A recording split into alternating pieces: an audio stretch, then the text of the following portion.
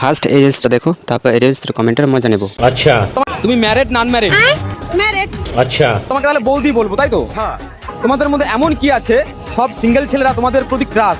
তারাই জানবে, আমরা কি করে জানবো? आर यू कॉमेडी मी তারা ক্রাশ তারাই জানবে, আমরা কি করে জানবো যে বৌদির প্রতি কেন ওরা ক্রাশ খায়? এই তোমরা সিঙ্গেল ছেলেরা তোমরা একটু কমেন্টে জানিও তোমরা এত কেন বৌদির প্রতি ক্রাশ ক্রাশ করো।